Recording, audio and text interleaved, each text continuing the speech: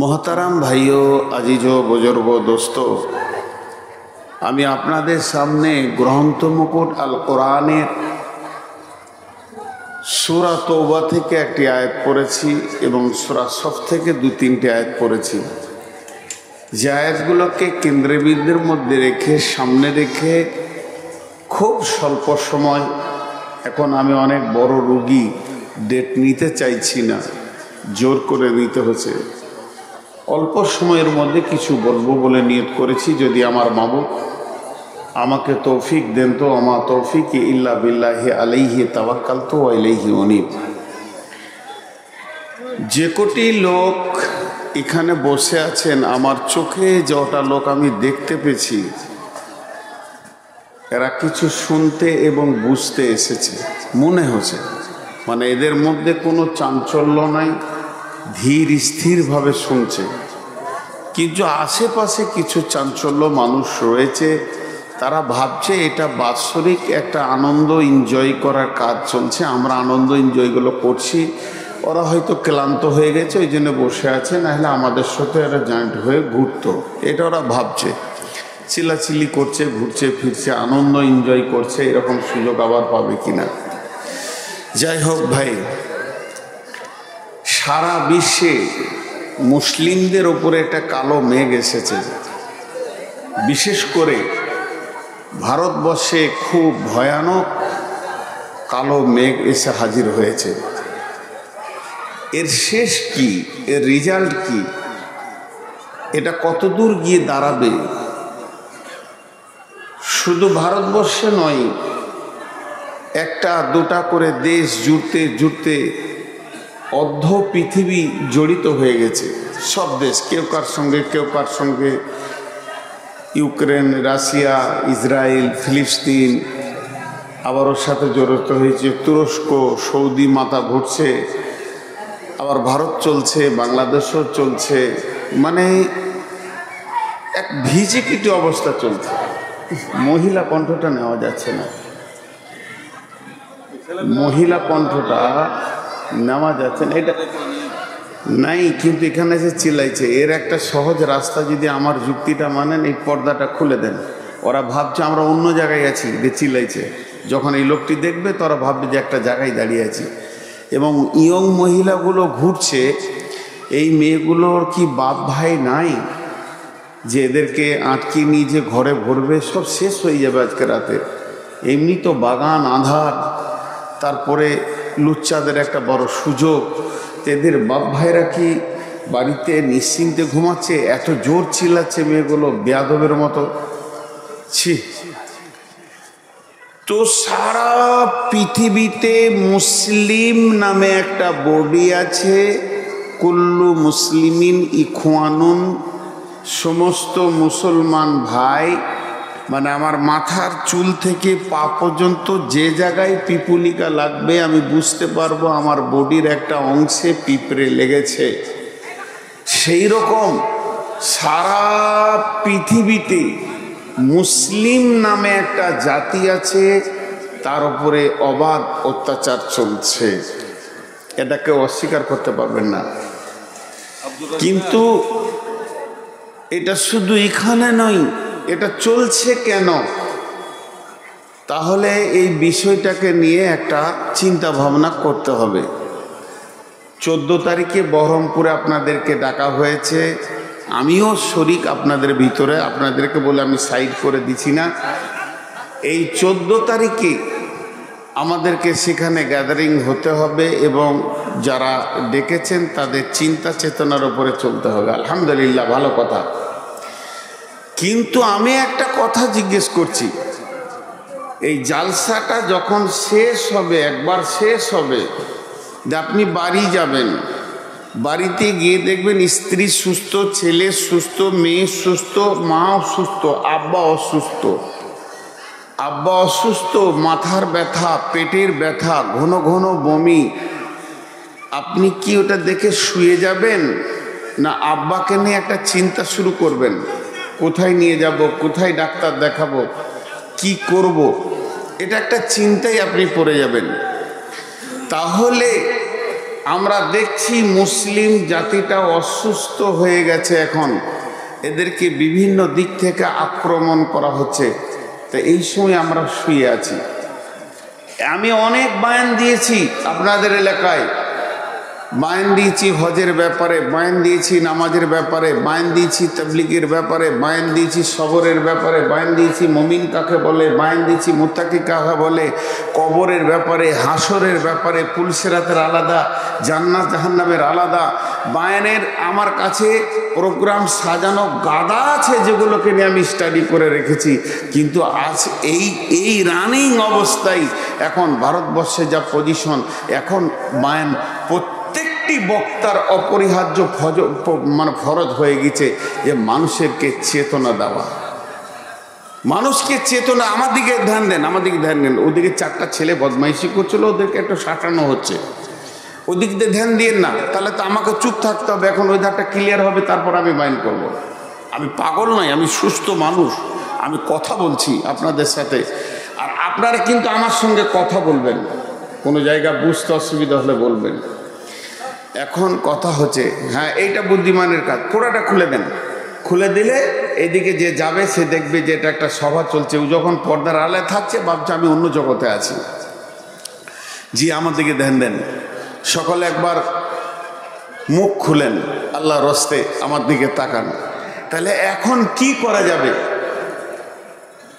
তাহলে আমি আমার ছোট মাথায় একটা কথা বলছি। একটা ইঞ্জিনিয়ার, মুসলিমদের ভিতরে ভালো ইঞ্জিনিয়ার ডাকা হোক, একটা ISI অফিসার ডাকা হোক, একটা প্রশাসন বিভাগের ভালো লোককে ডাকা হোক, একটা ডাক্তার ডাকা হোক, এবং সেখানে বড় বড় আলিম ওলামা যারা বুখারি পড়ে। আমরা কিন্তু আলেম নাই, মৌলবীর মতো আমাদেরকে আলেম বলবেন না। মঞ্চে বসে কথা বলার নাম আলেম নয়। এগুলো প্রোগ্রাম সাজালে মাস্টাররাও বলতে পারবে। কিছু মাদ্রাসার মুখ দেখানেই বক্তব্যের মেরে বেড়াচ্ছে এবং ফতোয়া দিচ্ছে উল্টো পাল্টা, আমরা ফতোয়া দিই না।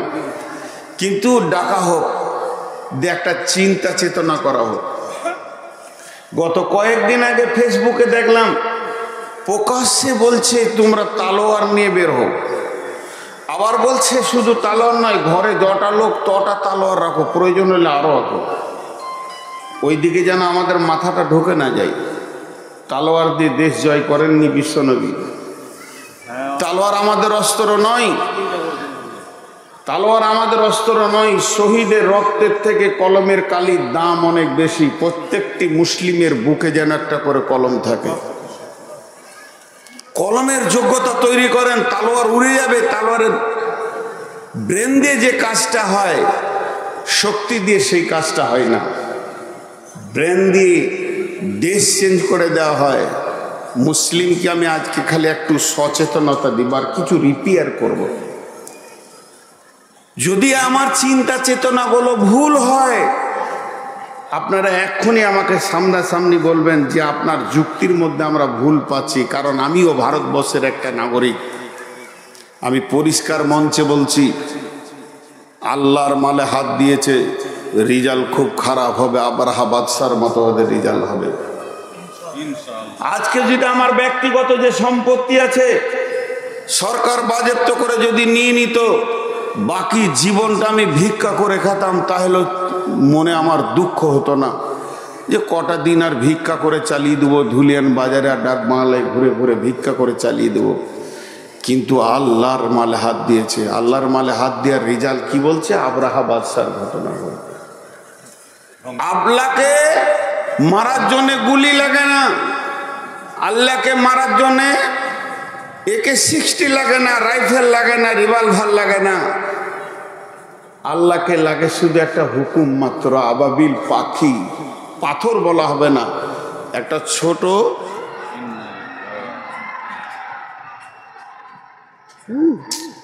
কি আনন্দে আছে। এই ধারে ওই ধারে সিটি বাজাচ্ছে।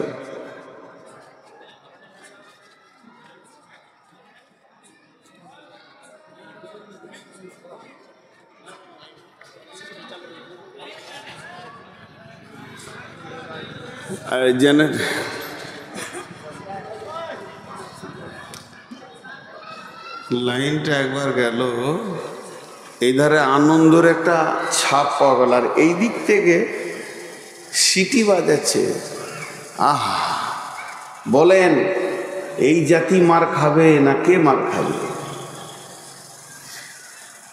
প্রথম জিনিস একটা একটা করে আমাদেরকে আজকে লাইনে আসতে হবে। যে কথাগুলো বলছি যদি ভুল মনে হয় তা সামনাসামনি বলবেন। তো আমি দুটো ধাপ তৈরি করছি আপনাদের সামনে। একটা ধাপ তাজকিয়ায়ে নাফস, নিজের দিকে আঙুল দিক, কারোর দিকে নয়। আর একটা ধাপ হলো শক্তি, মুসলমানের আসল শক্তি কি। এই দুটি কথা নিয়ে আজকে কথা বলবো।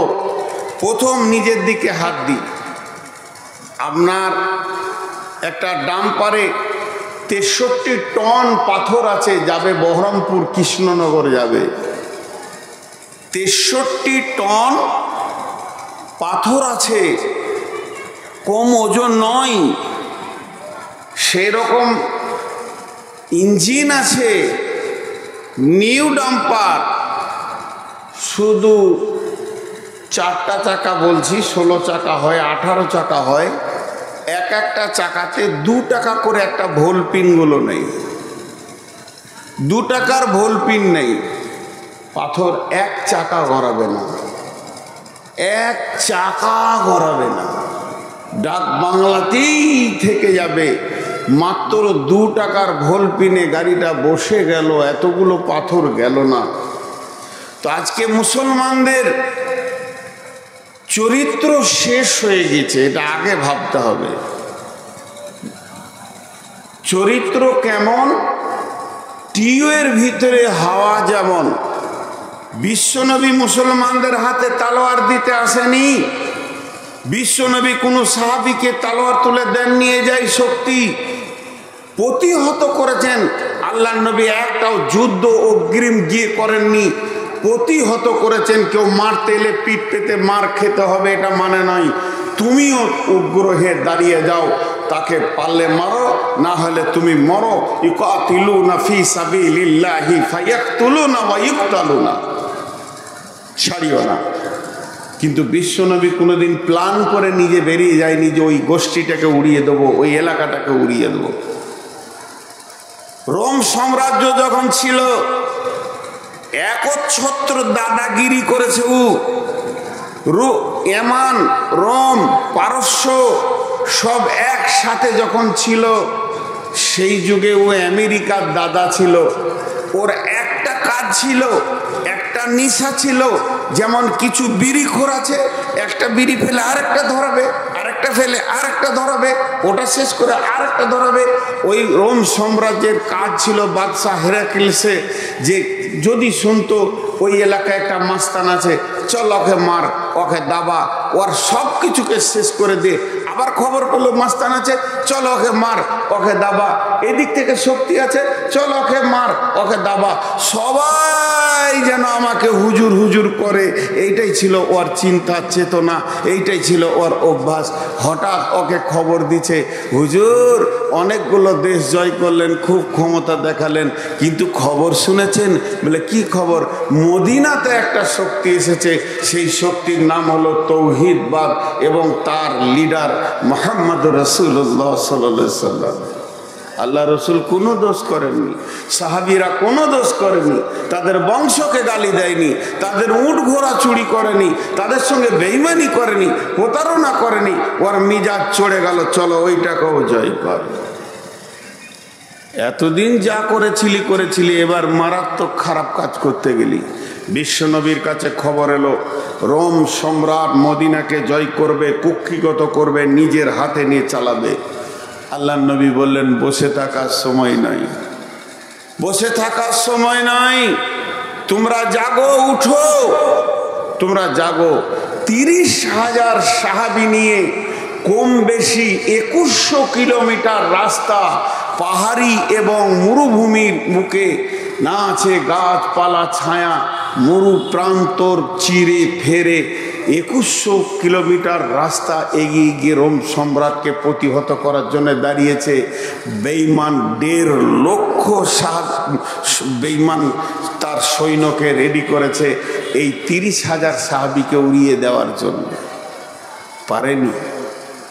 পারেনি 30,000 সাহাবী 1.5 লক্ষকে এলাকা ছাড়িয়ে দিয়ে, ময়দান ছাড়িয়ে দিয়ে রোম সম্রাটকে দখল করে তার মাথার তাজকে নিয়ে এসে মাত্র 4 থেকে 5 জন শহীদ হয়ে জান্নাতি হয়ে গেল। বাকি গোটা দেশকে বিজয়ী ঘটনা করলেন। আর সেই সাথে কোরআন নাজিল হলো সূরা রোম, গুলিবাতির রোম। 4টিখানি ছিল না। আমরা সেই জাতি, ধর্মের পথে শহীদ যারা, আমরা সেই সে জাতি। ধর্মের পথে শহীদ যারা, আমরা সেই সে জাতি, আমরা সেই সে জাতি। কিন্তু আজকে আমরা কেন এত দুর্বল? প্রথম নিজেদেরকে রিপেয়ার করি। একটা টিউবে 20টা লিক আছে, লিকগুলোকে আগে মারি, তারপরে আমরা আগাবো। কিরকম লিক মারি? বিসমিল্লাহির রহমানির রহিম। قل إن كان آباؤكم وأبناؤكم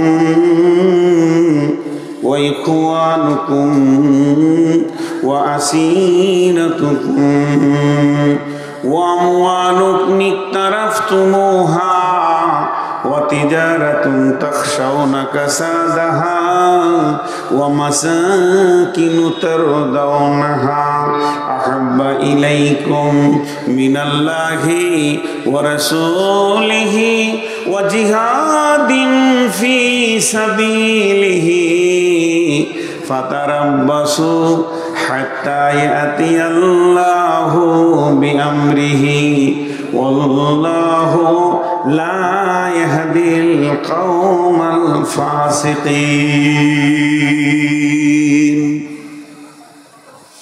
ভাইরা আমার, বন্ধুরা আমার, আমি যেটাকে নিয়ে জিহাদের ময়দানে নামব, সেটা যদি বাঁশের লাঠি না হয়ে কাগজের লাঠি হয়, তাহলে মারতে গেলে ঠিক মতো বসবে না। আমরা যারা আমাদের মালকে, আল্লাহর মালকে বেঈমানেরা লুট করেছে, তারা ডাকাতি করেছে, আমাদের ভিতর থেকে কেড়ে নিয়েছে, তারা বুঝে নিয়েছে মুসলিম নামে শক্তিটা কমজোর হয়ে গেছে। আল্লাহর নবী বলে গেছেন, তারাকতু ফীকুম আমরাইনি লান তাজিলহুমা তামাসসাকাম বি।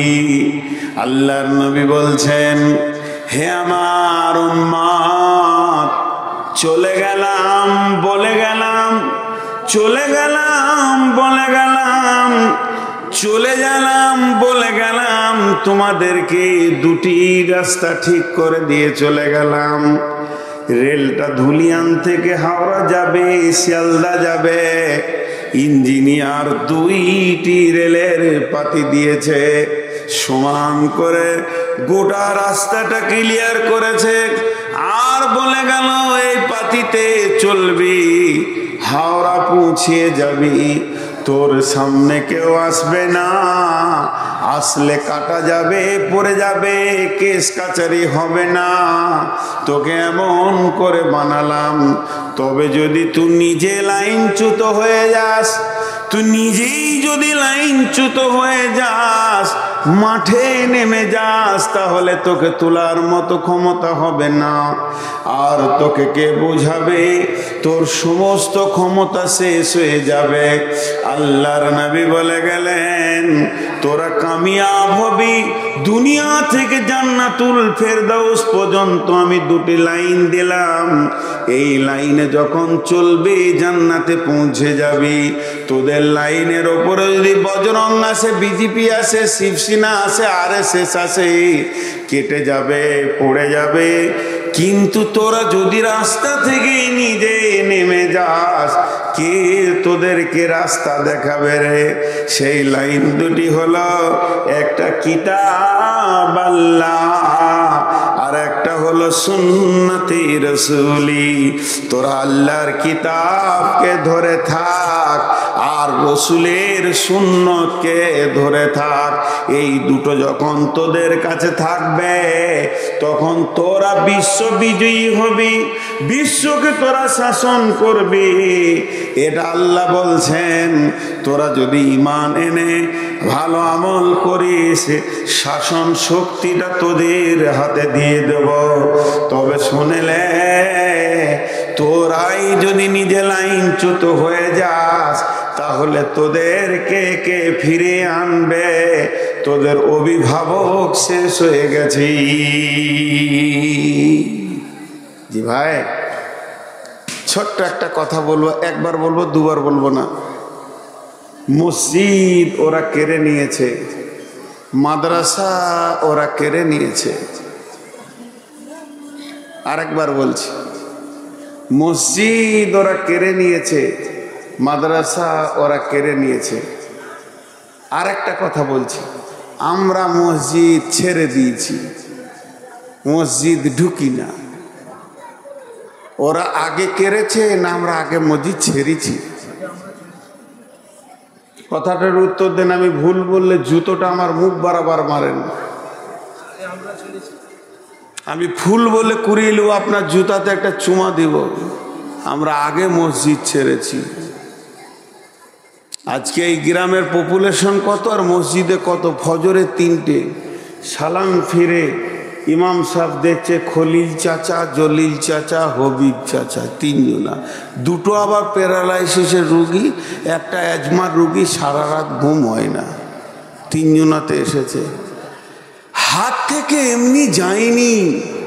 গোটা ভারতবর্ষের মুসলমান যদি ব্রেন লাগিয়ে দেয় 1 কাঠা জমি উদ্ধার করতে পারবে না, এটা আমি চ্যালেঞ্জ দিয়ে বলে গেলাম। আর যদি একজনাকে সাথে নেয়, আর কাউকে চাই না, সব জমি বাপ বাপ করে ফেরত দিবে, তার নাম হলো আল্লাহ। আল্লাহ ছাড়া যদি উদ্ধার হয় তারা আপনারা নামেন, আমিও আছি। আজ মুসলমানদের উপর এই অত্যাচার মানে প্রথম আল্লাহ নারাজ।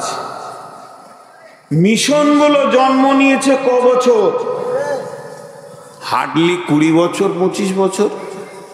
আর মাদ্রাসাগুলো সেই ব্রিটিশ পিরিয়ড থেকে টুকটু কুটকু টুকটু খুকছু চলছে। বাপের মেধা ছেলেটা কোথায় যাবে? মিশনে ডাক্তার হবে, মাস্টার হবে। ওয়া নবী হুরায়রা রাদিয়াল্লাহু তাআলা আনহু قال قال رسول الله صلى الله عليه وسلم إذا اتخذ الفي دبلا والأمانة مغناما والزكاة مغراما تعلم لغير دين وتعلم لغير دين। আল্লাহর নবী আফসোস করে বলছেন, আমার উম্মত অন্য কারণ নয়, আমি নবী মুহাম্মদ সাল্লাল্লাহু আলাইহি সাল্লামের উম্মত। সে কোনোদিন চিন্তা করবে না আমার ছেলেটা কোরআনের শিক্ষা করুক। কোরআনটা এত দামি কিতাব, যার ভিতরে কোনো ভুল নাই। প্রতিদিন সকালে কোরআন আপডেট হয়ে যায়।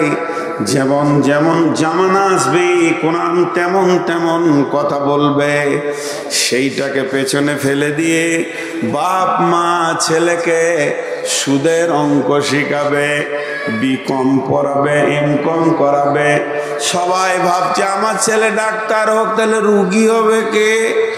এত ডাক্তার হবে তো রুগী হবে কে? মিশনে দেবে ইংলিশ শিখাবে, জেনারেল শিক্ষার উপরে মানুষের মিজাজ চলে যাবে। মাদ্রাসায় ছেলেকে পড়াতে গিয়ে যাকাত খাওয়াচ্ছে, ওসর ফেতরা খাওয়াচ্ছে, বাইতুল মাল খাওয়াচ্ছে। মা বাপের কোনো চিন্তা নাই। ওই বাপকে যদি আমি পকেট থেকে 100 টাকা বের করে বলি যাকাতের টাকাটা লেন ভাই, লিবে না। কিন্তু ছেলেটাকে মাদ্রাসায় যাকাত খাওয়াবে, আর একটা বেটাকে ইংলিশ মিডিয়ামে দিয়েছে, 2 নম্বরের কারণে ফেল করেছে, সেটাকেও ক্যাপাসিটি করেছে ওই আপনার কিনা মিশনওয়ালা বাপ যখন গোপনে বলছে 50,000 60,000 সেক্রেটারিকে দিব, ছেলেটা নেন। এটা তো গেল মাসে 20,000 টাকা মাস দিয়ে ছেলেকে পড়ালো। যখন রেজাল্ট বের হচ্ছে পশ্চিমবঙ্গ জুড়ে, গোটা পশ্চিমবঙ্গে স্কলার কে হয়েছে? ইট ভাটার কুলির ছেলে, যার বাপ কোনোদিন প্রাইভেট পড়াতে পারেনি, বাড়িতে বসে বসে বাপের সঙ্গে ভাটাতে ইট বুইয়েছে, ওই ছেলেটা পশ্চিমবঙ্গে স্কলার হয়ে গেছে। আর এই মাসে 50,000 টাকা খরচা করেও পারল না। আল্লাহর নবী বলছেন তোমার ছেলে কোরআন জানে না। এখানে যতগুলি মুসলমান আছেন, অত্র এলাকায় যারা ইমানদার আছেন, আল্লাহর হস্তে বলেন মসজিদে কতগুলো পাওয়া যাবে, মসজিদের বাইরে কতগুলো পাওয়া যাবে। ওরা মসজিদ কারেনি, বরং আমরা মসজিদ ছেড়েছি। আমরা যদি 100% মসজিদে যেতাম, ওদের কোনোদিন ক্ষমতা হতো না এদের কাছ থেকে মসজিদকে কেড়ে নেব। মসজিদ বিল্ডিংটার উপরে মহব্বত করে কি করবেন? ইবাদত তো মসজিদের নয়। ফালিয়াবুদু রব্ব হাযাল বাইত, তোমরা ইবাদত করো এর মালিকের, এই ঘরটার মালিকের ইবাদত করো। ঘরটা তো ইবাদতের জায়গা, কিন্তু মসজিদকে মহব্বত করলে আরশের নিচে ছায়া পাবেন বটে। তবু ওই ঘরের মালিকের ইবাদত করে। আজকে যদি বলি নতুন মসজিদ বানাবো, এই গ্রামের লোক কোটি টাকা ঢেলে দিবে, যে নামাজ পড়ে না সে দিবে, যে জুয়ারি সে দিবে, মাতাল রড দেবে, আর সুদারু সিমেন্ট দেবে, মসজিদ পাকা হয়ে যাবে, মাল মরজাক হয়ে যাবে। কিন্তু মসজিদটা যে জন্য বানানো হলো, এই জন্য মসজিদে কাউকে পাওয়া যাবে না। বিশ্বনবী বলছেন আমার উম্মতকে যখন 2টি রোগে ধরবে, তখন আমার উম্মত এত দুর্বল হয়ে যাবে, যারা দুর্বল তাদেরা এদের ওপরে ছড়ি ঘোরাবি। সেই রোগটার নাম ওহান। মা ওহান ইয়া রাসূলুল্লাহ। ওহান কাকে বলে? হুব্বুদ দুনিয়া কারাহিয়াতিল মত, পৃথিবীর মহব্বতে পাগল হয়ে ঘুরবে মানুষ। আল্লাহ বলছেন চলো কাগজ কলম নাও, অঙ্ক করো। কুলিন কানা বাউকুম, তোমরা তোমাদের বাপকে, ওয়াবনাউকুম তোমাদের সন্তানকে, ওয়াইখওয়ানুকুম তোমাদের ভাইকে, ওয়াজওয়াজুকুম তোমরা তোমাদের বিবিকে, ওয়াসিরাতুকুম বন্ধু বান্ধবকে, ওয়া আমওয়ালুন ইকতারাফতুমুহা সঞ্চিত মালকে, ওয়াতিজারাতুন তাখসাউনা কাসাদাহা ব্যবসা বাণিজ্য চাকরি বাকরিকে, ওয়া মাসাকিন তারজাউনাহা আর যে অট্টালিকাটা বানিয়েছো সেই ঘরকে। এই 8টা জিনিসের মহব্বতে, এই 8টা জিনিসের প্রেমে, এই 8টা জিনিস কিনে পাগল হয়ে তোমাদের দিন রাত গুজারে যাবে। সকাল থেকে সন্ধ্যা, সন্ধ্যা থেকে সকাল, এই 8টা কাজ কিনে তোমরা ব্যস্ত থাকবে। তোমাদের মাথা থেকে 3 জন উড়ে যাবে, সফটওয়্যার থেকে 3 জন থাকবে না। আহাব্বা ইলাইকুম মিনাল্লাহি, আল্লাহর মহব্বত, ওয়া রাসূলিহি রাসূলের মহব্বত, ওয়া জিহাদিন ফি সাবিলিহি আল্লাহর রাস্তায় নিজের জানটাকে দিয়ে দিতে হবে, তার মহব্বত। এইগুলি যখন তোমাদের মাথা থেকে চলে যাবে, আল্লাহ নিজে বলছেন ফাতারাব্বাসু ফাতারাব্বাসু হাত্তা ইয়াতি আল্লাহ বিআমরিহি ওয়াল্লাহু লা ইয়াহদিল কওমাল ফাসিকিন। অপেক্ষা করো, এমন সময় আল্লাহর হুকুম না আসছে। যখন আল্লাহর হুকুম এসে যাবে, তোমরা 1000 চেষ্টা করলেও তোমাদের মতো বেঈমানকে আল্লাহ হেদায়েতের রাস্তা দেবে না। আমাদের মতো বেঈমানকে আল্লাহ হেদায়েতের রাস্তা দেবে না। আপনার বিয়ে বাড়ি চলছে, আমাকে দাওয়াত করেছেন, কেননা আমি আপনাদের মসজিদের ইমাম। আর একজন ওনাকে দাওয়াত করেছেন, কেননা উনি মাদ্রাসার হেড মাওলানা।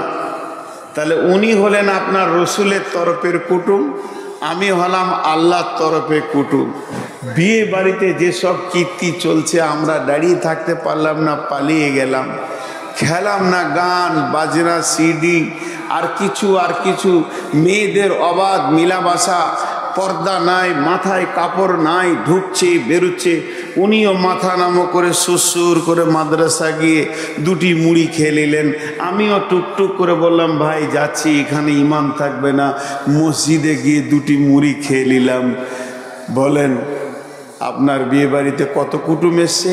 আপনার শ্বশুর তরফের কুটুম এসছে, আপনার বেটির বিয়ে দিয়েছেন, বিয়ের তরফের কুটুম এসছে, বেটার বিয়ে দিয়েছেন, বেটার তরফে কুটুম এসছে, আপনার শ্বশুর শালার তরফে কুটুম এসছে, আপনার বিবির তরফে ভাইরা এসেছে। সবাই শান্তিতে আনন্দ করে পেট ভরে খেলো, অনুষ্ঠান শেষ করে গেল। মাত্র দুজন খেতে পেল না, মসজিদে যে মুড়ি খেলো। পরিবেশটা এমন ছিল, এরা থাকতে পেল না। বলেন আমরা দুজন যে ঘুরে এলাম, আল্লাহ রাজি হবে, সন্তুষ্ট হবে? আল্লাহ আপনাকে ডেকে বলবে, হবিবুর তোর বিয়েতে তোর শালার বংশ সব খেলো, তোর বিবির বংশ, তোর বেটির কুটুম, তোর বেটার কুটুম, তোর 14 গোষ্ঠী বন্ধু বান্ধব কিনা আনন্দ করলি। একবার খেয়াল করে দেখেছিস আমার মেহমানটা পালিয়ে এসেছে? আমি আল্লাহ ওখানে জায়গা পাইনি, আমার রসুল ওখানে জায়গা পাইনি। তাহলে তুই কি কেমন মুসলমান? আজকের আমাদের অবস্থা এই, আমাদের আচরণে এই, এক কথাই বলা যেতে পারে আমাদের ব্যবহারে আমাদের আল্লাহই আমাদের উপরে নারাজ আছে। এই তো দুনিয়ার আযাব। এরা তো শেষ কি কাজ করবে? এই আরএসএস শেষ কাজ করতে পারবে, আপনাকে আমাকে কেটে দিবে, পুড়িয়ে দেবে। আর দুটা কথা হাদিস এসেছে যে আল্লাহ নবী বলছেন, লা তুশরিক বিল্লাহি শাইআ ওয়া ইন কুতিলতা আও হুরিকতা, জ্বালিয়ে দেখ, কেটে দেখ, কেটে দিবে, শেষ করে দেবে। এরা কেটে পুড়িয়ে মারবে, মাত্র 8 ঘন্টা 10 মিনিট 5 মিনিটের একটা কষ্ট, তার থেকে বেশি দিতে পারবে না। হার্ডলি 10 মিনিট 1 মিনিট 8 ঘন্টার কষ্ট, এর থেকে বেশি দিতে পারবে না। আর আমার আল্লাহ জাহান্নামে ভরলে কতদিন চলবে? অনন্তকাল। ওই আযাবের থেকে আযাবটা বেশি। এই আরএসএস যদি মাথা নাও ভরে, আল্লাহর আজরাইল আছে, সেও মারবে। আল্লাহর আজরাইল আছে, মারবেই। এবার বলেন আল্লাহ আমার উপরে নারাজ আছে, এই হালাতে যদি আল্লাহর কাছে যাই, আল্লাহ আমার উপরে নারাজ আছে, এই হালাতে যদি আল্লাহর কাছে যাই, আজ আমাদের অবস্থা অনেক খারাপ। আমাদের না আছে আমলে আল্লাহ, না আছে আমাদের কাছে রসুলের সুন্নত, না দাঁড়িয়ে আছে মুসলমান কি না তা আছে না। যেমন কি ভাবছেন নাকি? কেন ভাববেন? আপনি চলে গেলে সব খারাপ লাগবে। মৌলানা সাহেব তো ফোন নিয়ে ব্যস্ত, তুই থাকলে হবে? এত রাতে বিবির সঙ্গে কথা বলে আর ও জিহাদ করবে সোমবার দিয়ে? জি, আল্লাহ তাবারাক ওয়া তাআলা যদি আমাদের সঙ্গে না থাকে, তাহলে আমরা আগাতে পারবো না। প্রথম কথা শুনেলেন, মুসলমান তোমাকে তলোয়ার লাগবে না। বিশ্বনবী তোমাকে কি শিখিয়েছে শুনে দাও। নবীজিকে প্রশ্ন করা হলো, ইয়া রাসূলুল্লাহ আপনি পৃথিবীতে কেন এসেছেন? আপনি তো আসেননি, আপনাকে পাঠানো হয়েছে। বিশ্বনবী আসেননি, ওনাকে পাঠানো হয়েছে। যিনি পাঠিয়েছেন তিনি আল্লাহ। তিনি আগে কোরআন রেডি করেছেন, কোরআন পাঠিয়েছেন, নবীজিকে পাঠিয়েছেন কোরআনের ট্রেনিং দিয়ে। জীবিত কোরআন হাত পা দিয়ে বিশ্বকে দেখাবে আল্লাহ কি চাইছে। তিনি 63 বছর বয়স পর্যন্ত চাকরি করলেন, তিনি রিটায়ার হয়ে গেলেন, ফেরত চলে গেলেন, যেখান থেকে এসেছিলেন সেখানে চলে গেলেন। আল্লাহর নবী উত্তরে বললেন, বুইস্তু তিম্মু মালি মাকারিমাল আখলাক, বুইস্তু তিম্মু মালি মাকারিমাল আখলাক। হে আমার সাহাবীরা, ওরে আমার উম্মত শুনে নাও, আমাকে আখলাখের মেসেঞ্জার করে পাঠানো হয়েছে। এই পৃথিবীর বুকে আমি চরিত্রের মাস্টার, অন্য কোনো মাস্টার নয়। আমি হলাম চরিত্র গঠন করার মাস্টার। আমাকে ইংলিশ দেওয়া হয়নি, হিন্দি দেওয়া হয়নি, আর্টস কমার্স সায়েন্স দেওয়া হয়নি। আমার সাবজেক্টের নাম হলো চরিত্র। আমার চরিত্র এত ধারালো হবে তলার সেই জায়গায় পৌঁছাতে পারবে না। বিশ্বনবীর একটা শিষ্যটার নাম হলো হযরতে উমর ফারুক, ফারুক আজম, উমর বিন খাত্তাব রাদিয়াল্লাহু তাআলা আনহু। বিশ্বনবী পৃথিবী থেকে চলে গেলেন। বিদায়ের পরে হযরতে আবু বকরকে দেওয়া হলো ভারপ্রাপ্ত। তিনি হলেন খলিফা, আমিরুল মুমিনিন আবু বকর পৃথিবী থেকে চলে গেলেন। তারপরে যাকে মুসলিম জাহান দায়িত্ব দিলেন, খলিফাতুল মুসলিমিন বানালেন, আমিরুল মুমিনিন বানালেন, তিনার নাম হলো হযরতে উমর। বিশ্ব নবীর দ্বিতীয় নম্বর শিষ্য হযরতে উমর।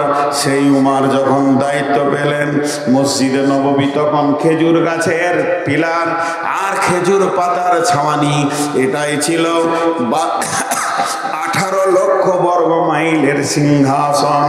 এটাই ছিল সংসদ, এটাই ছিল পার্লামেন্ট। না আছে চেয়ার, না আছে টেবিল, শুধুমাত্র একটা রসুলের মিম্বার আর খেজুর গাছের পিলার, খেজুর পাতার ছাওয়ানি। ছোট্ট একটা জীর্ণ মসজিদ। তুমি পড়ে গেছো তুমি পড়ে গেছো নুয়ে, খেজুর পাতার পাশা তোমার বারে বারে গেছে ক্ষয়ে, সাইমুম ঝরে পড়িয়াছে জনে, করিয়াছে কুটির, তুমি তো পড়নি নুয়ে। তোমার খেজুর পাতার প্রসাদ খানি বারে বারে গিয়াছে ক্ষয়ে। এর নাম উমর। হযরত উমর ফজরের সালাত পর তসবিহ করছে নেকা।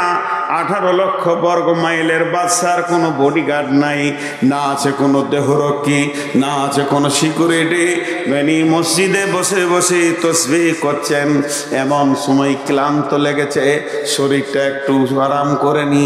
মসজিদে বালুর ওপরে শুয়ে আছে, বালিশ নাই, একটা লেপ নাই, কেতা নাই, গদি নাই, ডানলপের গদি নাই, বালিশ তো নাই। তাহলে হাতে মাথাটা হাতের ওপরে রেখে একটু তোমরা এসেছে।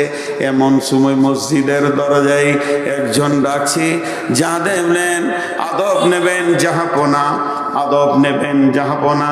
সে তো সালাম দিবে না, সে হলো খ্রিস্টান, সে তো নাসারা, তাই বারবার বলছেন আদব নেবেন জাহাপনা। হযরত উমর উঠে দেখলেন, কে? বলে আমি জেরুজালেম থেকে এসেছি, আমার নাম অমুক, আমি জেরুজালেমের একজন দূত। জেরুজালেমের তদানীন্তনকালে যিনি মিনিস্টার ছিলেন, প্রাইম মিনিস্টার, গোটা জেরুজালেমকে যিনি শাসন করতেন, তিনি খ্রিস্টানদের একজন পোপ ছিলেন। তিনি একটা চিঠি লিখেছেন, যেহেতু উমরের তবলিগের দল জেরুজালেম গিয়েছে কালেমাকে পৌঁছানোর জন্যে, दस्त तो दस्तम दरिया भी ना छोड़े हमने, बहरे जुल्मत में दौड़ा दे घोड़े हमने। सात बिन कसरल्लाहु अन्हु ঘোড়া চালিয়ে দিয়েছেন ফোরাত নদীর ওপর দিয়ে, বাহারে কুলজুমের ওপর দিয়ে। বন্ধুরে আমার, সেই উমর বলছে, হ্যাঁ আমি সেখানে কালেমা তাইয়্যিবা, কালেমা শাহাদাতের দাওয়াত দিয়ে কয়েকজন সৈন্যকে পাঠিয়ে দিয়েছি। বলে সেই মর্মে আমাদের দেশে প্রাইম মিনিস্টার আপনাকে চিঠি দিয়েছে। চিঠিটা একটু নজর লাগিয়ে দেখলেন, তিনি লিখেছেন, বন্ধু আপনি বিশাল সাম্রাজ্যের মালিক, আপনার সৈন্য সংখ্যা যত আমার দেশের নাগরিক অত নাই। আমি আপনার সঙ্গে লড়াই করব না, আপনার সঙ্গে আমি যুদ্ধ করব না, আপনার সঙ্গে জিহাদে আমি আসতে চাই না। শুধু আমি এতটুকু চাই, আপনাকে আমি পত্র দ্বারা নিমন্ত্রণ দিলাম, আপনি একটিবার আমাদের দেশে আসেন, আপনার সঙ্গে বসে সন্ধি করে নেব, আলোচনা করে স্বাক্ষর করব। হযরত উমর নিজের খাদিমকে ডাকছেন, আসলামা আসলামা রেডি হয়ে যাও, এক্ষুনি আমাদেরকে বেরিয়ে যেতে হবে জেরুজালেমের ময়দানে। আসলামা তুমি রেডি হয়ে যাও, উটকে রেডি করো। হযরত উমর কাপড় ঝেড়ে দাঁড়ালেন, নতুন পোশাক পরবো, নতুন সুসজ্জিত হব, বিদেশের দাওয়াত পেয়েছি। জি না, সাদা সিধে মানুষ। উট টাইনে আসলামা বললেন হুজুর আমি তৈরি।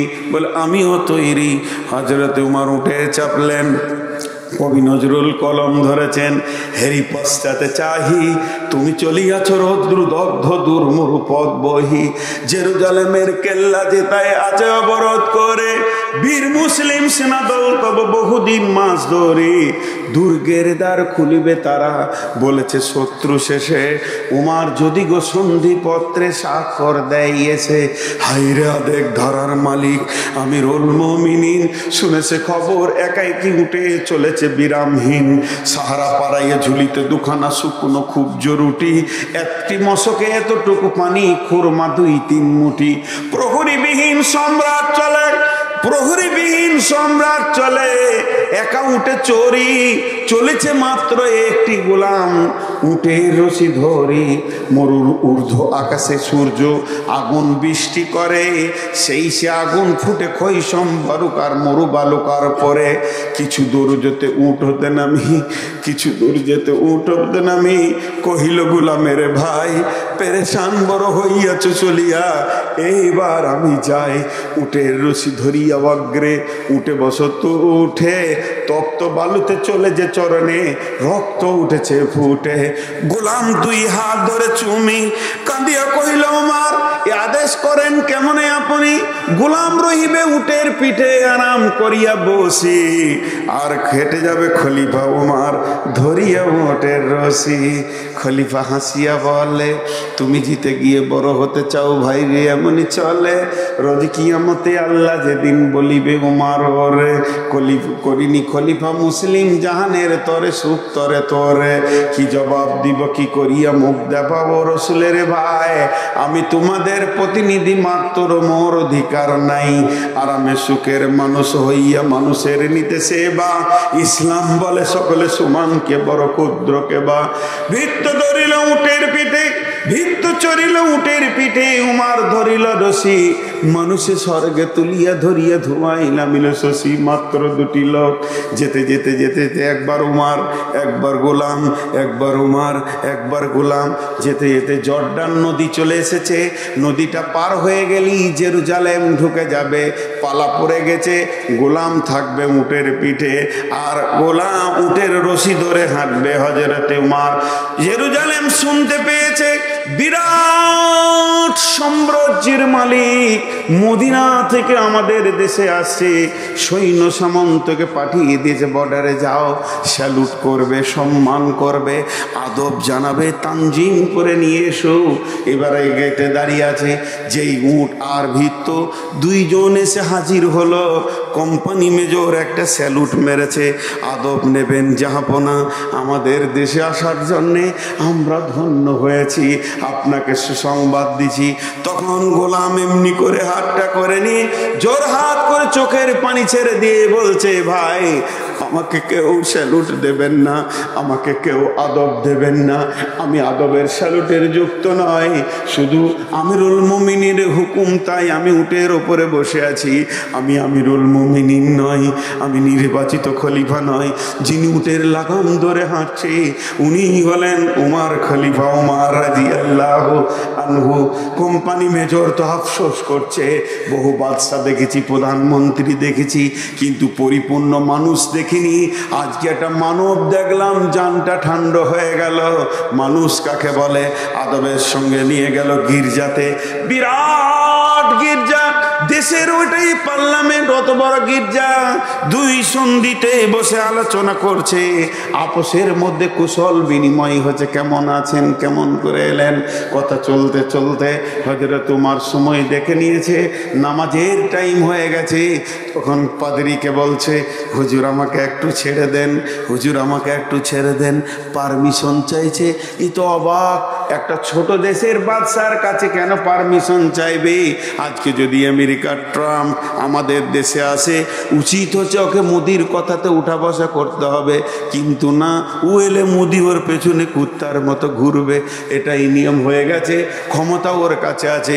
কিন্তু আমার নবী আদর্শ দিয়ে গেছে, যে দেশে তুমি যাবে সেই দেশের আমির তোমার আমির, তুমি তাকে মানবে, যে কোনো জাতির হোক না কেন। তাই হযরত উমর বলছেন, আমাকে একটু ছেড়ে দেন, 2-4-10 মিনিট আমি একটু আসি। তখন গির্জার পেদরি বলছে, কেন? বলে, আমার নামাজের ওয়াক্ত হয়ে গেছে, আমি 2 রাকাত কসর করে নামাজ পড়ে আবার চলে আসব, আমি ওয়াক্ত চেঞ্জ করতে পারবো না। তখন ওয়েদরি বলছে, আমাদের এই আঙ্গিনায় গির্জায় পড়িলে নামাজ হবে নাকি কবুল? আল্লাহর দয়ের গায়ে যদি এখানে নামাজটা পড়েন, আমাদের পবিত্র জায়গা, নামাজটা যদি একবার পড়লেন, আল্লাহকে কবুল করবে না। লম্বা কথা উমর জড়াতে গেলেন না, শুধু ইশারায় বলে দিলেন, আমার সৈন্য সংখ্যা বেশি, আমার কন্ট্রোল ক্ষমতা অনেক শক্ত হতে হবে, আমি যদি এখানে নামাজ পড়ি ওরা ভাববে হয়তো নামাজ পড়ে ইশারা করে দিয়েছে, আজ থেকে গির্জাটা মসজিদ হয়ে গেছে, তারা মসজিদ বানাবে। নহে কই ইসলামী ধর্ম, নহে যে খুদার বিধান, নহে যে ইসলামী ধর্ম, নহে যে খুদার বিধান, করো মন্দিরে গির্জারে ভেঙে মসজিদে মুসলমান, এটা আল্লাহ কবুল করবে না, এটা কোনোদিন হতে পারে না। জোর করে কোনো জায়গায় মসজিদ বানানো যাবে না, আমি সৈন্য সামালতে পারবো না, তার থেকে ফাঁকা মাঠে ওই গাছতলায় গিয়ে 2 রাকাত নামাজটা আমি করে চলে আসি। এমন সময় পাদ্রী বলছে, এটা কি ইসলাম? এটা কি রসুলের ফরমান? বলে, হ্যাঁ, এটা ইসলাম, ইসলাম এটা আদর্শ দিয়েছে, এটা রসুলের ফরমান। তখন পাদ্রী বলছে, হুজুর হাতটা আমার দিকে দেন। হযরত উমর হাত বাড়িয়ে দিলেন, পাদ্রী হাতটা ধরে বলছেন, আশহাদু আল্লাহ ইলাহা ইল্লাল্লাহ ওয়া আশহাদু আন্না মুহাম্মাদান আবদুহু ওয়া রাসূলুহু। কোনো তলোয়ার বের হয়নি, কোনো বোম বারুদের দরকার হয়নি। রসুলের চরিত্রে কত মূল্য ছিল, একটা স্যাম্পেল যে গোটা জেরুজালেমকে জয় করেছে। মুসলমান, আমাদের আখলাকের তলোয়ারটা আর নাই। মুসলমান মাতাল, মুসলমান লুচ্চা, মুসলমান জুয়ারি, মুসলমান সুদারু, মুসলমান নারী মারে, মুসলমানদের মেয়েরা মেলার মতো জালসাতে ঘুরছে, এনজয় করছে, দোলা ভাইয়ের সাথে শালি ঘুরছে, শালিকে নিয়ে দোলা ভাই ঘুরছে, আর শালার বউকে নিয়ে ধারের বিনিময়ে বিশ্ব জয় করব। আর এই বেঈমান, একজন বেঈমান, নামটা আমি জানি না, বেশ সুন্দর চেহারা, বেঈমানটা মনে হয় যেন মেদিনীপুর বাড়ি, লম্বা লম্বা লেকচার দিছে, গেরুয়া পোশাক পরে, আর শেষের দালাল বলছে মসজিদ 1000 খানা আছে, যার নিচে মন্দির আছে। বন্ধুরে, মন্দির ভেঙে জীবনেও মসজিদ হবে না। মুসলমানদের একটা বাচ্চা পর্যন্ত জানে যে এটা মুসলমানদের, একদিনে মুসলমানের একটা শিশু, মেয়ে, নারী, পুরুষ সবাই জানে।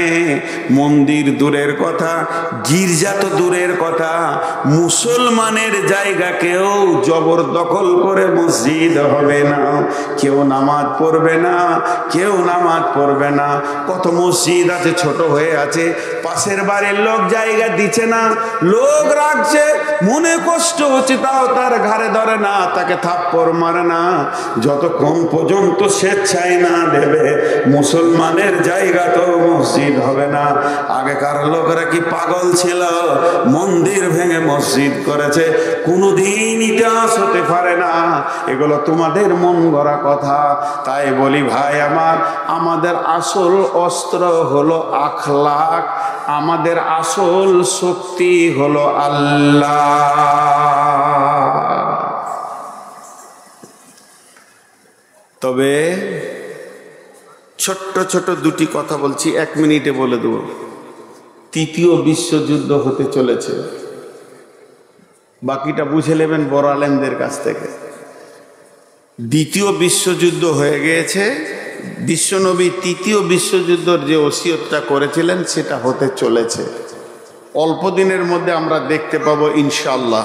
সকলে বলেন ইনশাআল্লাহ। এর জন্যে আপনারা খুশি তো? বলেন ইনশাআল্লাহ। ভয় লাগছে নাকি? বিশ্বনবীর শেষ কথাটা শুনলেন, শুনলে পরে আরো খুশি হবেন। 5 ওয়াক্তের নামাজটা ধরেলেন, কালেমা শাহাদাতের সাক্ষী দিয়ে 5 ওয়াক্ত নামাজ ধরেলেন। এই যুদ্ধে যতজন শহীদ হবে বিশ্বনবী বলেছেন ওরা জান্নাতি, ওরা জান্নাতি। আর কি চাই, আর কি চাই?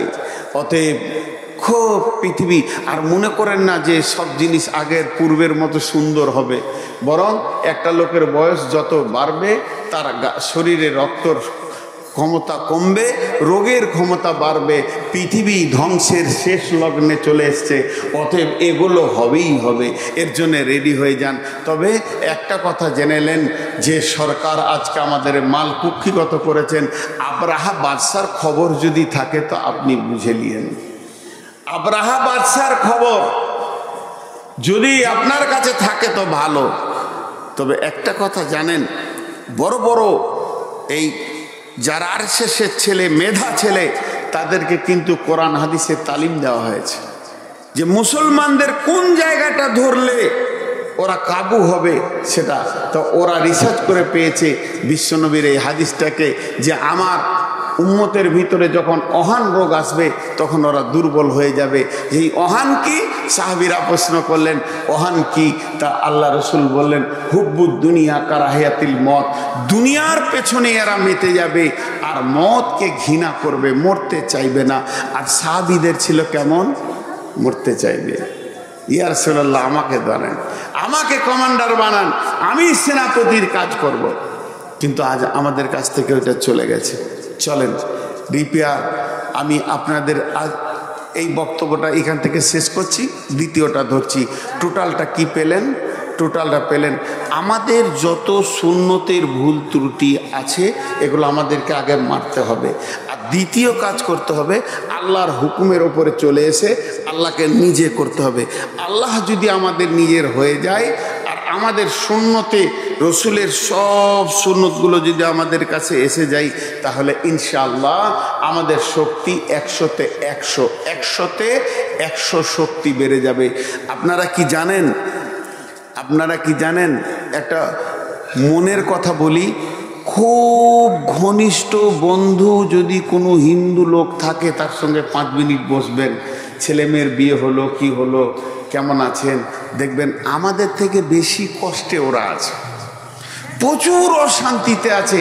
ওদের দিন নাই, তরিকা নাই, রাস্তা নাই, যে যেমন পারে চলে, যেটা ইচ্ছা সেটা খায়, যে যেদিকে মন হাঁটে, ওদের কোনো হিসাব নাই, দলিল নাই।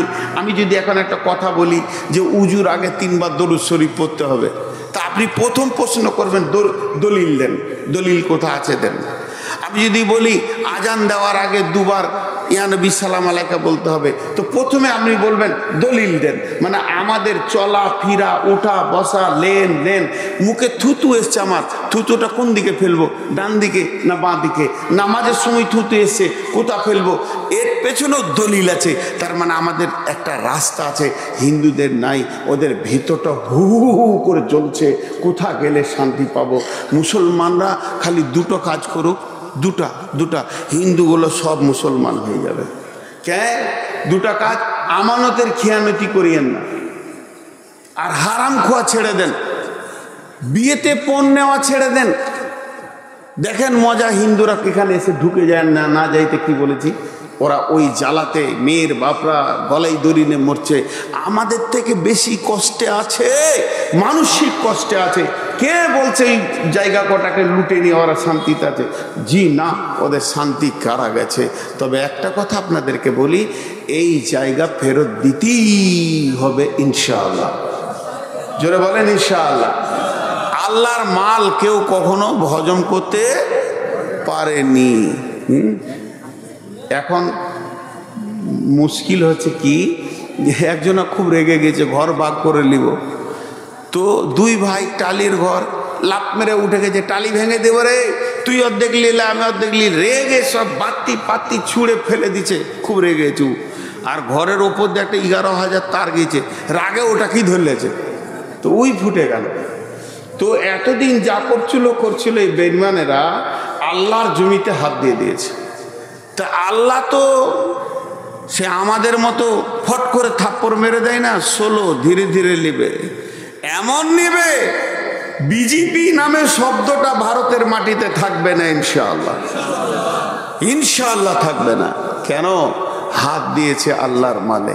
আমরা যতই গুনাহ করি আমরা কার গোলাম? আল্লাহর গোলাম। এটা মুসলমানদের জানা আছে। যতই গুনাহ করি, পাপ করতে করতে বহু দূর চলে গেছি, শুধু আমি আবেদন করছি আপনাদের কাছে, পাপের দরজাগুলো বন্ধ করে এবার মসজিদে ঢুকে যাই। এবার দ্বিতীয় সলিউশন, এখন আমাদের করণীয় কি? আল্লাহ বলছেন বিসমিল্লাহির রহমানির রহিম, ওয়াদাল্লাহুল্লাযীনা আমানু মিনকুম ওয়া আমিলুস সলিহাতি লা ইস্তাখলিফান্নাহুম ফিল আরদি কামা ইস্তাখলাফাল্লাযীনা মিন কাবলিকুম। এই ওয়াদাটা আল্লাহর ওয়াদা, মানুষের ওয়াদা নয়। আল্লাহর ওয়াদা সত্য, ওয়াদাল্লাহি হাক্কান, আল্লাহর ওয়াদা সত্য, জীবনেও আল্লাহর ওয়াদা একটা মিথ্যা হবে না। আল্লাহ বলছে আমি তোদের সঙ্গে ওয়াদা করছি, মুর্শিদাবাদের লোক, আমি আল্লাহ নিজে ওয়াদা করছি, শুনেলে, ওয়াদাল্লাহুল্লাযীনা আমানু মিনকুম, হে ঈমানদার তোমাদের কাছে আমি ওয়াদা করছি, ওয়া আমিলুস সলিহাতি, ওয়া আমিলুস সলিহাতি, তোমরা 100 জনে 100 জন মসজিদে ঢুকে যাও, মসজিদে 100তে 100 জন ঢুকে যাও, তোমরা আমার সঙ্গে ওয়াদা করো, আল্লাহ আমরা যতজন আছি এতদিন ভুল করেছি, আর তো ভুল করব না, এখন আমরা মসজিদে চলে যাচ্ছি, ঢুকে যাও। আল্লাহ রসুলের একটা উদাহরণ দেবো আপনাকে। উদাহরণটা আমার ব্রেনের লাই, এটা আল্লাহ রসুল দিয়েছেন। একটা ঘোড়াকে দিয়ে উদাহরণ দিয়েছেন। ঘোড়া যখন কোনো ময়দানে ওর মালিক ওকে খোঁটা দিয়ে চড়তে দেয়, টাঙতে দেয়, আমাদের বর্ধমানের ভাষা হলো টেঙে দিয়েছে, মানে ও বাঁধা আছে দড়িতে, কোথাও যেতে পারবে না। তো ঘোড়ার তো শিং নেই, গলায় বাঁধা যায় না, তাহলে তো বেরিয়ে পালাবে। ঘোড়ার 2টা পায়ে বেঁধে দেয়, 2টা পাকে আগে বাঁধবে এতটা ডিস্টেন্স করে, মাঝে দড়িটা বেঁধে একটা খোঁটা পিটিয়ে দেয়। আল্লাহ রসুল ওই ঘোড়াটার উদাহরণ দিচ্ছে যে ঘোড়ার মালিক এক সবুজ ময়দানে তাকে ঘোড়ার খোঁটা বেঁধে তাকে খোঁটাটা মজবুত করে পিটিয়ে দেয়। ঘোড়া চড়তে থাকে, ঘোড়া চড়তে থাকে, চড়া গায়ে ঘাসে ঘুরে ঘুরে ঘুরে ঘুরে ঘুরে ঘুরে খায়, এক দাঁত থেকে খায়। যখন চড়তে থাকে ঘোড়া অনেক আনন্দ হয়, আমি খেতে পাচ্ছি, এই আনন্দে আত্মহারা হয়ে সে ভুলে যায় আমি কোথা আছি, আমার মালিক আমাকে খোঁটা বেঁধে দিয়েছে, এইটা ভুলে গিয়ে সে তখন সোজা হাঁটতে শুরু করে। যখন সে সোজা হাঁটে, দড়িটা যত দূর পর্যন্ত হাঁটবে, এর ফলে যখন সে পা তুলবে তখন দড়ি তাকে ঝিটকা মেরে দেয়, আর দড়ি তাকে একটা কথা বলে। সেই কথাটা কি? দড়িটা বলে, ঘোড়া রে তুই স্বাধীন নস, তোর একটা মালিক আছে, সে তোকে বেঁধে রেখে চলে গেছে। ঘোড়াটা তখন দড়িটা দিকে তাকায়, তাকিয়ে তাকিয়ে নিজের মনকে বলে, মন রে আমি স্বাধীন নয়, আমার জীবনের একটা মালিক আছে, সেই মালিক আমাকে বেঁধে দিয়েছে, আমি একটা সীমার মধ্যে বাঁধা আছি, 50 ফুট হোক 60 ফুট হোক, এটা আমার মালিক আমাকে দিয়েছে, এত দূর পর্যন্ত যাব, তার বাইরে যখনই পা তুলব তখনই আমাকে টানা পড়ে যাবে। তখন ঘোড়া ওই দড়িটা দেখতে দেখতে দেখতে দেখতে গিয়ে খোঁটাটার দিকে তাকিয়ে দেখে, আর মনে মনে বলে, মন রে তুই এই খোঁটার আবদ্ধেই রয়েছিস রে মন, তোকে এই খোঁটার মধ্যে দিয়ে তোর মালিক চলে গেছে। এটা বিশ্বনবী উদাহরণটা দিলেন কেন, এমন করে বললেন কেন? এটা ঘোড়াকে বলে নাই, আমাদেরকে বলেছে, হে মুসলমান তোমরা হলে একজনার গোলাম, তুমি যার গোলাম তার নাম আল্লাহ। সেই আল্লাহ তোমাকে বেঁধে রেখেছে, কোরআন হাদিসের দড়িতে তোমাকে বেঁধে রেখেছে, তুমি তার বাইরে যেতে পারো না। তো মানুষ ঘোরার মতো একটু আনন্দের দুনিয়া করতে গিয়ে মার্কেটে ঘুরে ছেলে মেয়ে বিবির মুখ দেখে, নাতি নাতনিকে দেখে আনন্দে আত্মারা হয়ে যায়। তখন একটুকু যখন কোরআন হাদিসের বাইরে চলতে শুরু করে, যেমন দড়িটা ঝিটকা মারলে ওই রকম মুসলমানদের ওপরে ঝিটকা এসে যায়, আযাব এসে যায়। প্রকৃত যদি মুসলমান হয়, ইমানদার হয়, আর কোথাও দৌড়বে না। যখনই ঝিটকা এসে যাবে, আল্লাহর থাপ্পড় লেগে যাবে। আল্লাহ তো নিজের হাতে থাপ্পড় মারতে আসবে না, কোনোভাবে ওকে একটা থাপ্পড় মারবে যাকে ভালোবাসে। এই যে ভারতবর্ষে মুসলমানদের গালে আল্লাহর তামাচা পড়েছে, এটাকে ভাবতে হবে আল্লাহর তামাচা, বিজেপির নয়, শিবসেনার নয়। এই সময় সে কি করবে, ঘোড়াটা যেমন দড়িটাকে ধরে নিয়ে খুঁটাটার কাছে চলে যায়। মুসলমান যে হবে ইমানদার, এই সময় মসজিদে ঢুকে যাবে। এইখানেই তার খোঁটা, এই খোঁটাতেই সে চড়ছে। মসজিদে ঢুকে গিয়ে দুরিকাত সলাত পড়বে, সলাত পড়ে মাবুদের কাছে হাতটা তুলে বলবে, মাবুদ আমি বড় বেঈমান, আমি ভুল করেছি, তোমাকে ভুলে গেছিলাম। টাকা পয়সা ছেলে পিলে বহু বিটির মুখ দেখে মেলায় টাকা হয়ে গেছে, এই আনন্দে আমি মেতে গেছিলাম, তোমাকে ভুলে গেছিলাম। তুমি কত ভালো, তুমি আমাকে কত মহব্বত করো, থাপ্পড় মেরে তুমি মসজিদে ভরে নিয়েছো। হে মাবুদ তুমি আমাকে সাহায্য করো। যখন এইভাবে মুসলমান কাঁদবে, তখন বিশ্বের একটা বিজয়ীর পতাকা উড়বে। আল্লাহর নবীর কথা।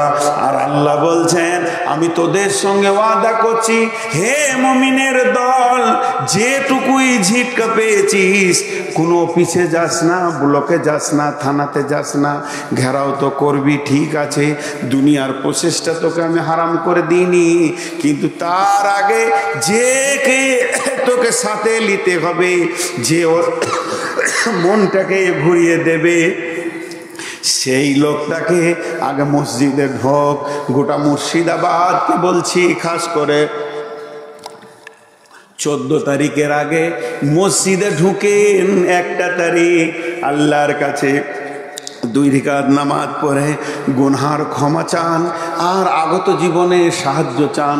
তারপরে যে ময়দানেই যাবেন, বিজয়ী আর বিজয়ী দেখবেন। মানে আল্লাহকে সঙ্গে না নেওয়া পর্যন্ত যে কাজে যাবেন, ওই কাজটা ফেলিওর হয়ে যাবে। জি হ্যাঁ, আপনাদের খারাপ লাগছে?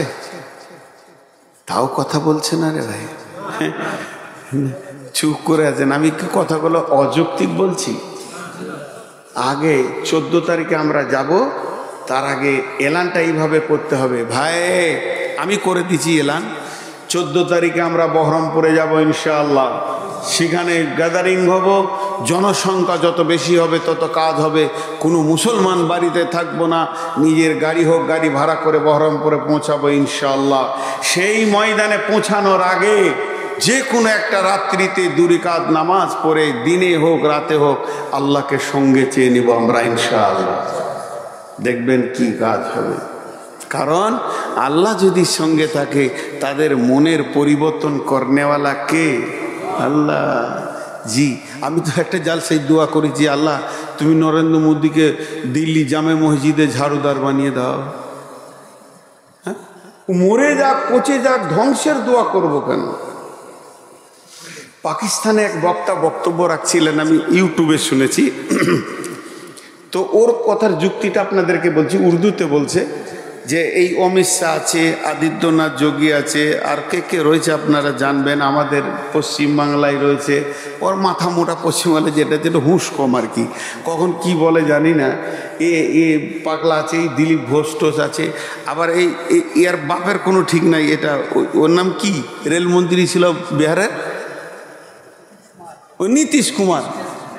ওর নাম নিলে উজু ভেঙে যাবে, উজু করে যেন ওর নাম লিও না, নামাজ হবে না, আবার উজু করতে হবে, 2বার নাম নিয়ে নিলে আবার গোসল করতে হবে। এর জাতি ঠিক নেই। তা এই লোকগুলো সব ধ্বংস হয়ে যাক, আপনারা বলবেন আমিন। ধ্বংস হয়ে যাক, দোয়া আমার দেওয়া চলবে? বলেন তো, কেন চলবে না? ওর কাছে দাওয়াত পৌঁছিয়েছে, ইসলামের দাওয়াত এদের কাছে পৌঁছিয়েছে। আহমদ বিন হাম্বলের একটা কথা আপনাদের সামনে বলছি, মন দিয়ে শুনবেন, ট্রেস দিয়ে বলবো, এটা হাদিস লই, বুখারী লই, মুসলিম লই, তাফসীরে লই। আহমদ বিন হাম্বলের কথা, পৃথিবীর কোন কোণে কোনো একটা জায়গায় কোনো একটা মানুষ, পৃথিবীর কোনো কোণে কোনো একটা জায়গায় কোনো একটা মানুষ, গরু ছাগলের মানুষ, বিনা দাওতে বেকালমা হয়ে মারা গেল। তার কাছে দাওয়াত পৌঁছালো না, ইসলামের খবর পৌঁছালো না, আর বেকালমা হয়ে মারা গেল। ওই লোকটা যে গুনাহ হলো, ওই গুনাহটা কিয়ামতের দিন মুসলমানদেরকে ভাগ করে দেয়া হবে। কেন দাওয়াত পৌঁছালো না? বন্ধুরে, এই যে মোদি আছে, যোগী আছে, আর অমিত শাহ আছে, এদের কাছে কালেমার দাওয়াত পৌঁছায়নি, ইসলাম পৌঁছায়নি। এর জন্যে মুর্শিদাবাদে আপনাকে আমাকে নূর মোহাম্মদকে আল্লাহ ধরবে না। এদের কাছে কালেমা পৌঁছাবে কি? সৌদি সরকার পৌঁছাবে। সরকারে মিটিং হবে, ও যে লেভেলের লোক, ওই লেভেলের মুসলমান যারা আছে ওদের তো টেলিফোনে কথা হয়, কালেমার দাওয়াত দাও, তৌহিদের দাওয়াত দাও। যদি দাওয়াত কবুল না করে তারপরে বদদুয়া করে দাও, আগেই বদদুয়া করে দিব চলবে না। এর জন্য আমি অনেক জায়গায় বলি, আল্লাহ জাকির নায়েককে আরও কিছুদিন হায়াত দেখ এবং লোকটাকে জান্নাত নসিব করুক। কেন? ওকে দিয়ে পৃথিবীর কোণে কোণে ইসলামের দাওয়াত পৌঁছিয়েছি। টিভি দিয়ে কেউ বলতে পারবে না যে দাওয়াত পৌঁছায়নি। তো ভাইরা আমার, এদের কাছে দাওয়াত পৌঁছাতে হবে।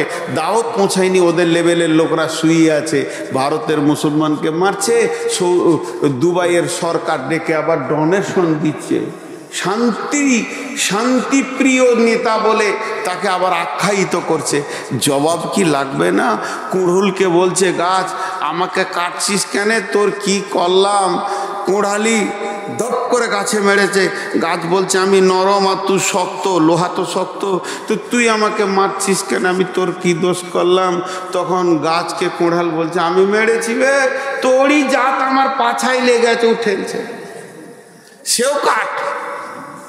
আজকে ভারতের মুসলমান মরছে, দুবাইয়ের ও হারামখোর ছাঁটা দাড়ি, ওর মুখ পানে তাকাইলে ওর উজু ভেঙে যাবে। খালি ফতোয়া দিয়ে দিচ্ছে, আমি সামালতে পারছি না। ও বেঈমান আবার ওকে প্রাইজ দিচ্ছে, বিশ্বে শান্তিপ্রিয় নেতা বলে আখ্যায়িত করছে। এগুলো জবাব কে দিবে? জবাব লাগবে। এরা জানে না যে কি চলছে, খবর পায় না, পায়। এগুলো আমাদেরকে মনে করছে পিঁপড়ে মরছে, গরু ছাগল মরছে, ওরা গদিতে আছে, ও কটাই মানুষ। জি না, আজকে মুসলমানদেরকে স্ট্রং হতে হবে। আমরা বিজয়ী হবেই, ইনশাআল্লাহ বিজয়ী হব। এ সম্পত্তি ফেরত দিতেই হবে, শুধু ফেরত দিবে না, ওর ডবল দিতে হবে, ওর বাপকে দিতে হবে, কারণ না দিয়ে উপায় নাই। এ সম্পত্তি আল্লাহর পাকারে চলে গেছে, আল্লাহর কাছে কেস চলে গেছে, আল্লাহর কাছে পৌঁছে গেছে। কেউ দিয়েছে না দিয়েছে, আমি নূর মোহাম্মদ দিয়েছি আল্লাহকে, আপনারাও দেন। যখনই নামাজ পড়বেন একটা কথা মুখ দিয়ে বলবেন, আল্লাহ এই তোমার জমির কেস তোমাকে দিলাম। আব্দুল মুতাল্লিব বলেছিল আব্রাহা বাদশাকে, আব্রাহা বাদশা বলছে, ওই তোর ঘর ভাঙতে চললাম, কত তুই ঘরের লোককে দাঁড়া, দুনিয়ার লোক এসে তোর ঘরে খালি পাকার মারছে, চক্কর মারছে, আর আমি একটা আলাদা কাবা করেছি, আমার কাবা কেউ যায় না, তোর ঘরকে ভেঙে দিব। আব্রাহা বাদশাকে বলছে, দেখ ভাই, আমার উটটি লিস না, উটটির মালিক আমি, আমাকে দিয়ে দে, যার ঘর সে দেখে নিবে। দিলে শেষ করে আল্লাহ ফুটিয়ে ফাজা আলাহুম কাসফি মাকুল, একদম তুসুর মতো হয়ে গেল। তাই আমি সমস্ত মুসলমানদেরকে একটা ডাক দিছি, একটিবার আল্লাহর কাছে চোখের পানি ফেলেন। আর কিছু চাই না আপনাদের কাছ থেকে। আমি এই মিডিয়ার মাধ্যম দিয়ে ভারতবর্ষ কেন পৃথিবীর মুসলমানের কাছে ভিখিরির মতো হাত চাইছি। যার যেমন হাত আছে, যার যেমন জ্ঞান আছে, একটিবার মাবুদের কাছে ইস্তেগফার করেন আর আল্লাহর কাছে দুটি হাত তুলে বলেন, এই আল্লাহ তোমার সম্পত্তির হিফাজত তুমি করো, আর আমরা পারছি না, আমরা ব্যর্থ হয়ে গেছি। দেখবেন এর রেজাল্টটা কত ভয়ানক হবে, এর রেজাল্টটা কত ভয়ানক হবে। আল্লাহ বলছেন বিসমিল্লাহির রহমানির রহিম লিইলাফি কুরাইশ ইলাফিহিম রিহলাতাস শিতাই ওয়াস সাইফ রিহলাতাস শিতাই ওয়াস সাইফ ফালিয়াবুদু রব্ব হাদাল বাইত আল্লাযী আত'আমাহুম মিন জু'ই ওয়া আমানাহুম মিন খাউফ। আল্লাহু আকবার। কোরআনে অত খুঁজতে যেতে হবে না। আম্মা পাড়া ছোট্ট সূরা বাংলা তর্জমায় দেখে নেবেন কি বলেছেন আল্লাহ। হ্যাঁ, এই ঘরটা কার? খলিল ভাইয়ের, এইটা কার? জলিল ভাইয়ের, এইটা কার? হবিবুরের, ওইটা কার? জমিরুলের, ওইটা কার? ফখরুলের। আর মসজিদের দিকে যদি আঙ্গুল তুলে বলি এই ঘরটা কার, উত্তর কি দেবেন? কথা বলেন। আল্লাহর। ওই ঘরের মালিকের নাম আল্লাহ। এবার আমি মসজিদের দিকে আঙ্গুল তুলে বলছি, ফালিয়াবুদু রব্ব হাদাল বাইত। ফকিরুল মমিনুল জমিরুল মমিন, ফকরুল জামিরুল, এদের ইবাদত করতে হবে না, এই ঘরের যে মালিক আছে এর ইবাদত করো। কোরআনে যা আছে সত্য সত্য সত্য সত্য সত্য সত্য সত্য সত্য সত্য। আপনার বুঝে এলো সত্য, আপনার না বুঝে এলো সত্য। আমি বুঝাতে পারছি তো সত্য, আমি বুঝাতে পারছি না আমার ব্যর্থ, কোরআন কিন্তু সত্য। আল্লাহ বলছেন ওই ঘরের মালিকের যদি ইবাদত করো, আল্লাহ কি দিবেন? দুইখানা জিনিস দেবেন, দুইখানা জিনিস দেবেন। আর ওই দুটি জিনিস যদি পেয়ে যায় কিছু লাগবে না। ওই দুটি জিনিস পৃথিবীর জন্য বলেছেন, মরার পরে বলেনি, মরার পরে যা আছে তা দিবে। দুটি জিনিস দেবে। সেই দুটি জিনিস কি? আল্লাযী আত'আমাহুম মিন জু'ই ওয়া আমানাহুম মিন খাউফ। এই ঘরের মালিক তোমাদেরকে যখন ভোগ লাগবে খেতে দিবে, তোমাদের অভাবকে উন্মোচন করে দিয়ে বরকতের ময়দানে ভরে দিবে। আর দ্বিতীয়টা কি দিবে? তোমাকে যেদিক থেকে মারতে আসবে, ওয়া আমানাহুম মিন খাউফ, তিনি নিরাপত্তার দায়িত্ব দিয়েছে, তোদের গায়ে কেউ হাত দিবে না।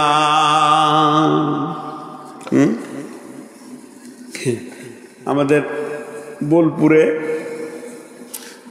একটা কুত্তা স্করপিও গাড়িতে চেপে বেড়াইছে রে। কপাল কত ভালো রে বা। হ্যাঁ, স্করপিও গাড়িতে আছে। একদিন দেখছি উমরপুরে অনেক রাত 1:30 2টার সময় চা খাবো, বাড়ি যাব, তার একটা গাড়ি এসে লাগলো, যাইলো মনে হয়।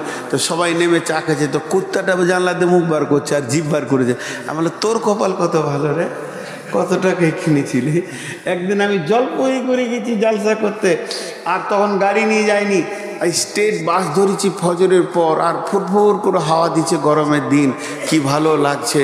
এবার শিলিগুড়ি ঢুকছে গাড়িটা, তখন দেখছি একটা মেয়ে এই জাঙ্গিয়া পড়ে আছে আর সব পড়ে আছে, অর্ধ উলঙ্গ মেয়ে, গোটা উলঙ্গ মেয়ে ধরেলেন।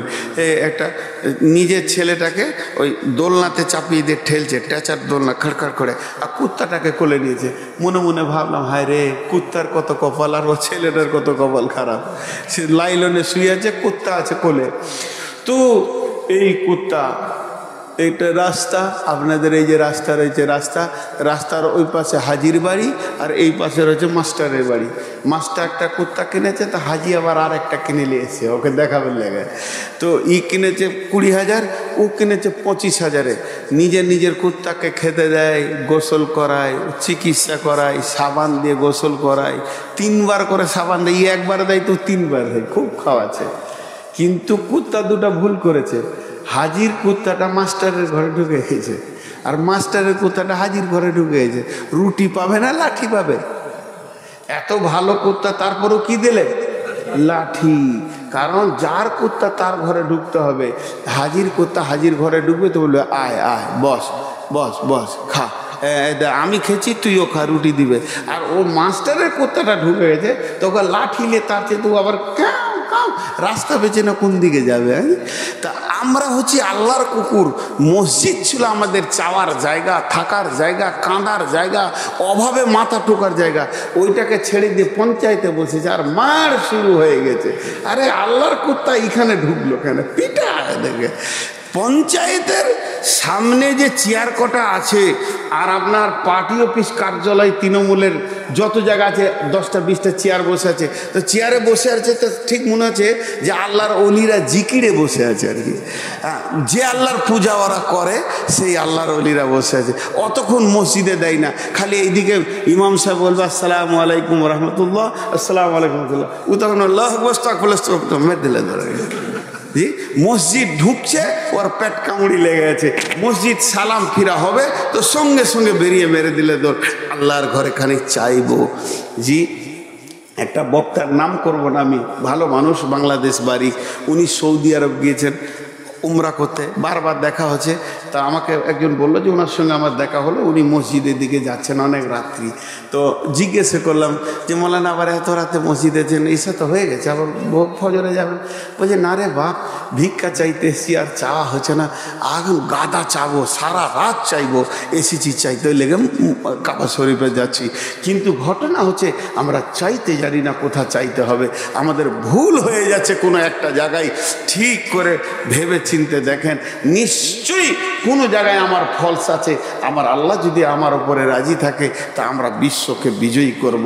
3 জন 4 জন 10 জনে বিজয়ী করব। গোলাম মর্তুজা একটা হিসাব দেখিয়েছিলেন, যতগুলো দেশে মিলিটারি আছে, শক্তি আছে, আর্মি আছে,